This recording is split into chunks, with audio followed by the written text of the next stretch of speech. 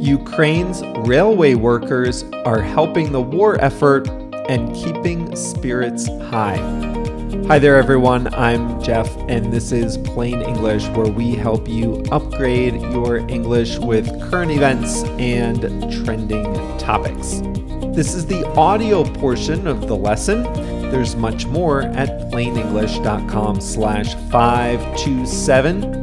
JR is the producer, and he has made sure all the content is up there for you at plainenglish.com/527, 6 o'clock in the morning, Chicago time, every Monday and Thursday. Now, don't worry.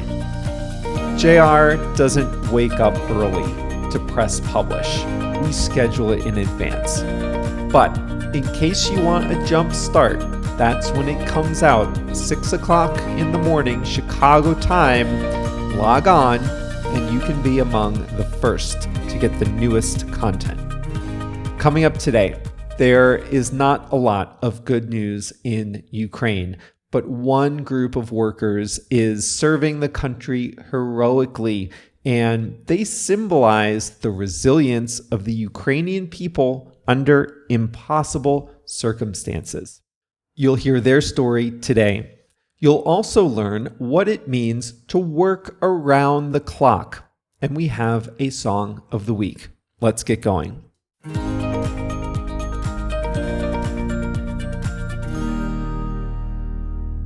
Ukraine has been fighting a war for 8 months.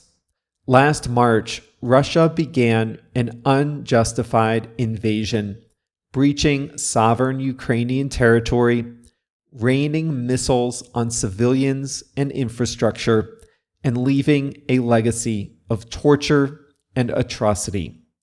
The war is not going well for Russia, meaning that Russia is not achieving its war aims.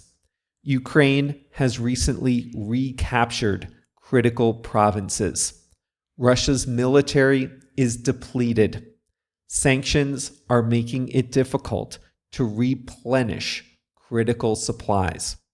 Both sides are said to have lost over 100,000 people to the conflict. There is not a lot of good news. But there are some people who, and this is an incredible story, they're working around the clock to keep Ukraine's people and economy moving. And they're serving as an inspiration to the Ukrainian people. They are the workers of Ukraine's national railway. Before the war started, Ukraine's population was over 43 million. In terms of land area, it's about the same size as France. The country is crisscrossed by railways, many of which were built during the Soviet era. Today, they're an essential part of Ukraine's war effort and its wartime economy. And the people who make the railways operate, the rail workers, are a symbol of hope and resilience for the Ukrainian people. Start at the beginning. In the first weeks of the war, Ukrainian railways helped evacuate 4 million people, most of whom headed west toward Poland. Lviv is the biggest city in the west, just 70 kilometers from Poland. Before the war, Lviv's train station, a gorgeous building, by the way, Lviv's main train station handled an average of 5,000 passengers a day. In the days after the war started, it was seeing 100,000 passengers a day. Many Ukrainians packed onto trains hoping to get into Poland. The trains kept coming, packing people in and taking them west in an orderly evacuation. Ukraine also uses its railways to power its war effort, transporting soldiers, weapons, and supplies. Incredibly, the country continues to produce wheat and other commodities for export. Before, these might have gone by road For safety reasons, much of that traffic has shifted to the rails. The railway adapted cars and routes in the middle of wartime to accommodate both war and export shipments. Train crew members work around the clock. Some catch just a couple of hours of sleep before going back on the job. Operators have mandatory rest for safety, but the stewards and other workers often put in 45-hour shifts. That's almost 2 full days. Like nurses in a hospital, the train crew members double as counselors for passengers. They listen to stories, give advice, provide information, and empathize with their fellow citizens. At night, they do their work in the dark. The lights are kept off for safety. And they do this amid danger. Russia knows all too well that Ukrainian railways are a key to the country's economy and war effort. So the railways have been a target of Russian missiles. Train crew members give passengers advice on the overnight trains.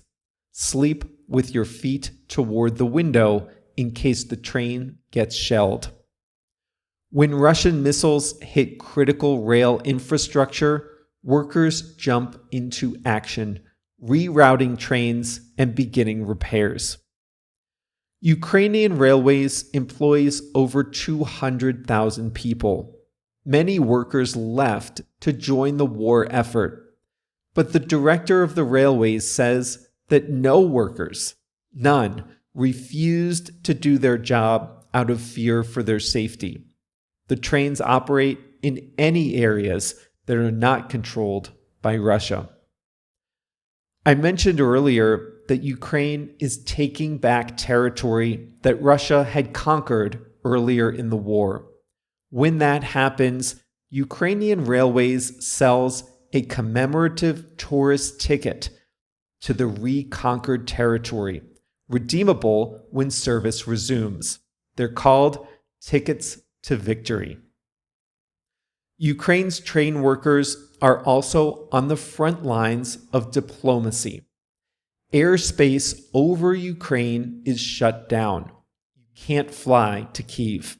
So when foreign dignitaries visit Kyiv for a meeting with Volodymyr Zelensky, they first fly to Poland and they take a 10-hour train ride to the capital, sometimes for just a 1-hour meeting. The railways have this covered. They realize they have an unprecedented opportunity. They have the captive attention of world leaders for 10 consecutive hours. They provide them with books about Ukraine's history and culture, and they have a celebrity chef on board. Evgen Klopotenko won Ukraine's Master Chef television competition in 2015, and in peacetime, he operates a restaurant in Kyiv. Now, he's the personal chef to visiting dignitaries, preparing Ukrainian food for them during their train journeys. It's not just the occasional prime minister either. Over 200 foreign dignitaries have made the trip, including American Secretary of State Anthony Blinken and Angelina Jolie, who does humanitarian visits on behalf of the UN. Klopotenko says he doesn't get much advance notice, just a text saying that someone important is visiting.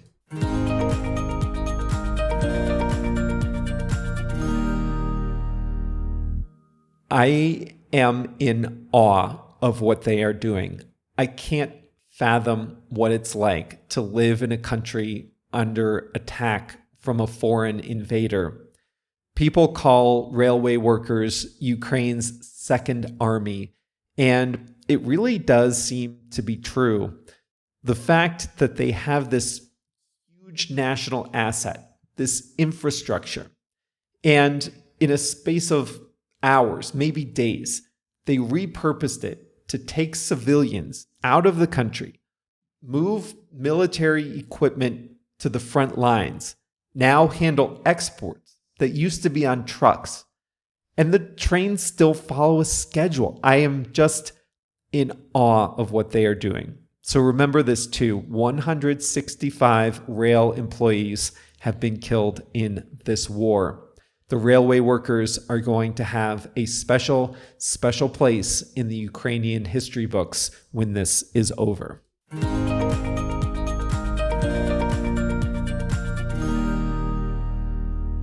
Today, I'm going to show you what it means to work around the clock. Now, this is an easy one. You deserve a break every now and then. To work around the clock means to give extra effort and to work many extra hours. The image here is of someone working hard all the time as the hour and minute hands of a clock advance through a full day. Now, this doesn't necessarily mean 24 straight hours. It might mean that, but not necessarily. However, it does mean a lot of hours any time of the day or the night. Ukraine's rail workers are working around the clock to keep the trains running, to move people and material around the vast country. Now, most train and transportation systems are 24-hour operations anyway. So when I say that Ukrainian Railways workers are working around the clock, I mean they are putting in a lot of extra hours at all hours of the day and night to achieve their goal. Individual people are working many more hours than usual. Closer to home, I can think of another person working around the clock. His name is John Ray III, and he is now the unlucky CEO of FTX, the cryptocurrency exchange that imploded in November. John Ray is working around the clock to figure out what can be salvaged from the sudden collapse of a popular crypto exchange. He has an impossible job. He's an expert in turnarounds, restructurings, and bankruptcy. That's a polite way of saying he is the person you call when a big company is in a massive amount of trouble and needs to be rescued, like immediately. So when Enron collapsed, he was the one who stepped in. And now he says that what happened at FTX was far worse than what happened at Enron. So he has his work cut out for him to clean up the mess. Now you can bet that he and his team are working around the clock to salvage some value for FTX customers. Now, when I say he's working around the clock, I don't know what time John Ray's alarm goes off in the morning.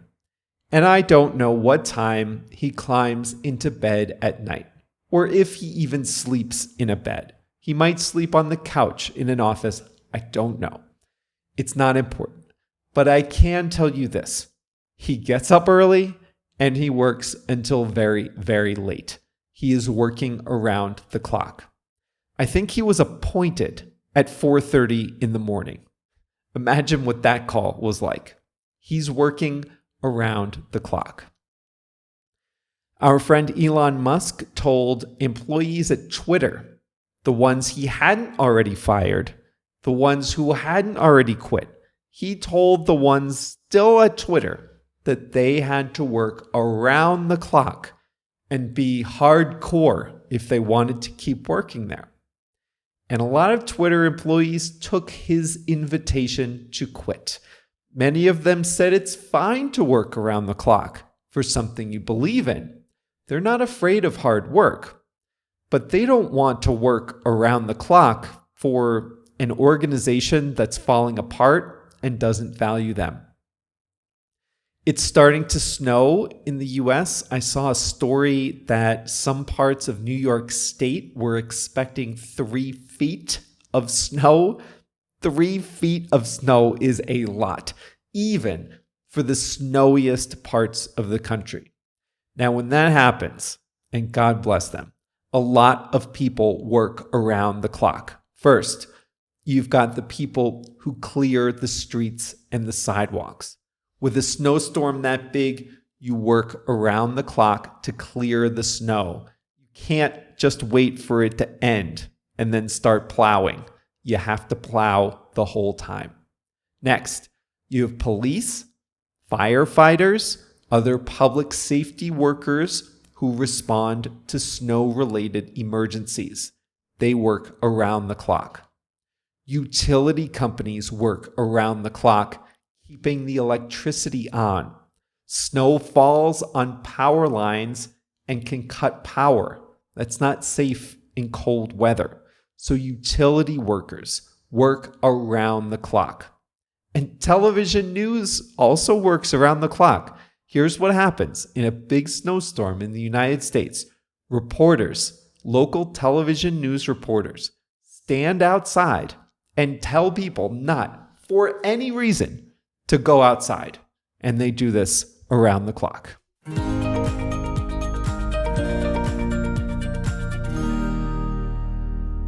Today's song of the week is Better Days by Dermot Kennedy. He's an Irish singer and he wrote this song during the pandemic. He said it's about patience, believing in a better future, no matter how bad things seem. He said he wants the song to remind people that things will improve. He's got a good voice too. I like this one a lot. So thanks, JR. I feel like if you take JR's style of song and my style of song and you mix them together, you might get this one. So good job this week, JR, choosing Better Days by Dermot Kennedy. And that's all for today's Plain English. Thanks so much, as always, for making Plain English part of your English learning routine. I love sharing this time with you every week. If you don't want the fun to end, remember that we produce a lot more content every week as part of the Plain English Plus membership. If you're a member, you get access to a step-by-step walkthrough video, a whole page full of English quizzes and exercises, and the chance to practice working around the clock. Now, I don't mean you practice actually working around the clock. That would not be much fun. I mean you practice using the expression work around the clock and any other English expression you learn on Plain English. Now, Plus members, you know what I mean. There's that special practice area below each expression. You write your own examples using the expression you learned, and I give you personalized feedback. So those are just a few of the ways that the learning continues at plainenglish.com/527. And if you're not yet a Plus member, you can join today in a few easy steps at plainenglish.com/PLUS. That's all for now. See you next week.